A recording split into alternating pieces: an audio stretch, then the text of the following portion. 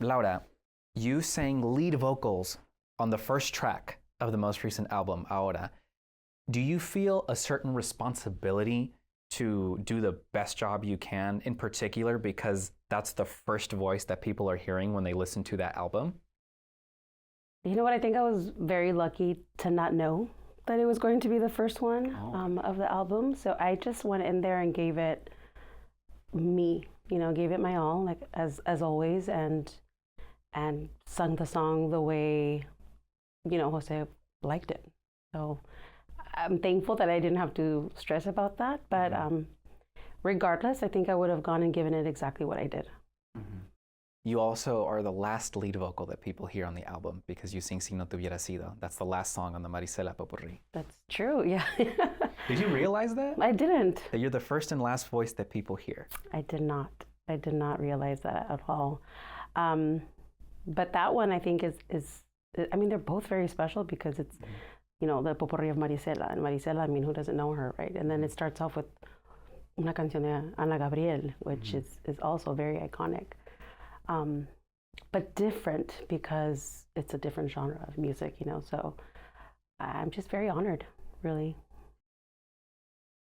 Marisela and Ana Gabriel are two massive exponents of just singing as women. Last week I asked Crystal, which of those songs sung by women for women do you think moves audiences the most? She thought about it for a second, sung by this group, and she said, every time Laura sings La Gata Bajo la Lluvia, I want to cry. When you hear that sort of praise from one of your fellow band members, how does that impact you? A lot, really, because the girls come in and I think we're all giving it the same inspiration that, that we all want to give. So when they say, you almost made me cry, I'm thinking, you guys make me want to cry. So if anything, it just makes me feel very honored and just in awe because I feel that way about them as well. And when I'm on stage and they say I had to, or they say something like, I couldn't keep my eyes off of you because I was just feeding off of probably in that night the people, but they say, you were great tonight, and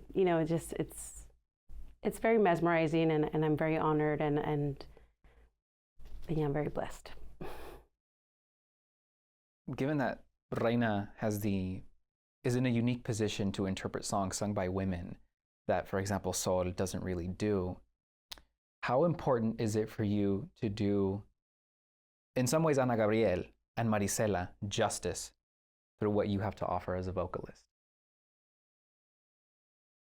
I think it's very important because they're so iconic and because the songs were top chart songs, it makes it that much more important to interpret it exactly the way that the lyrics were written for. I pride myself in truly understanding what the song is saying so that I can know how much of movement with my voice I do, how much effect I do with my voice, what my facial expressions will do, what my hand gestures will say, because the people feed off of every single little thing that you're doing. And if you can captivate them, then that captivation, you'll see in their face and you're doing something right. And it just makes you want to do it that much more. So with these songs in particular, being as iconic as they are, sung by the artists that they've been sung by, I just really wanted to do and give 100%, and that's hopefully what I did. And when you're on stage, as you mentioned, you want to provide an interpretation that captivates the audience. How do you ensure in the moment that you are giving the audience everything that you have through the technical aspect of hitting the notes and the interpretation in order to transmit every emotion that you want to transmit as a vocalist? Looking at them, I think we feed off of the audience just as much as they feed off of us. And if I look at someone and they're smiling and they're dancing along with me, or perhaps they're crying then I'm doing something absolutely right with what I'm singing and what I'm saying and how I'm interpreting it, because they are feeling it 100, 1000%.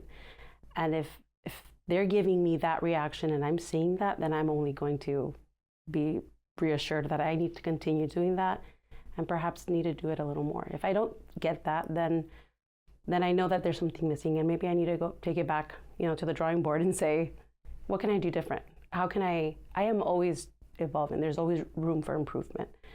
And so I'm always wanting to do a little extra, just to give the audience something special. How do you think you've evolved as of late, as a musician in general? I think I've evolved tremendously. I got in the group, I was 13 years old. Mm-hmm. I've been now in the group for 25 years, and my maturity level has grown immensely. So I think not only in my person and my character and how I see things, my mentality, but vocally and musically, a ton more. If I felt it before, I feel it so much more now as well. So it I think definitely I've aged with very finely, like wine. The last thing I want to ask you about, Laura, is the Christmas presentations at Cerritos that Reyna will be participating in. What stands out to you regarding those performances? The Cerritos performances are always very, very unique and very beautiful, because apart of the fact that they stand out in the sense where it's a Christmas concert, it stands out in the sense where it's also, it marks the beginning of the end of the year. Mm-hmm. However anyone may have spent that year, however difficult it may have been, or however amazing it may have been, it marks the beginning of the end of the year, and it makes you reminisce, and it makes you either appreciate or just learn from what you've dealt with. So I think it's very special in that sense, as well as being able to share the stage with our brothers of Mariachi Sol de Mexico, mm-hmm. Having us both there, and really Cerritos, I know Sol de Mexico and us, we may do other Christmas concerts as well, but Cerritos, the intimacy of that Performing Arts Center, the beautiful stage that is created, it all plays a part. The dancers, the ropers, the children that are incorporated into the show as well. It's very dramatic and very beautiful at the same time. Laura, ¿qué le quieres dejar al público a través de esas presentaciones en Cerritos? Quiero dejarles, aparte de un toque de lo que es Mariachi Reyna de Los Ángeles, uh-huh. Quiero dejarles emoción de la buena, nostalgia, uh-huh. pero en sí recuerdos inmensamente hermosos, uh-huh. Con la música del mariachi, con las voces de Mariachi Reyna de Los Ángeles, y con las memorias de lo que la gente quizás haya pasado ese año. Así es que les quiero dejar eso, un toque de lo que es Reina, uh-huh. la música del mariachi, la nostalgia y las memorias del año.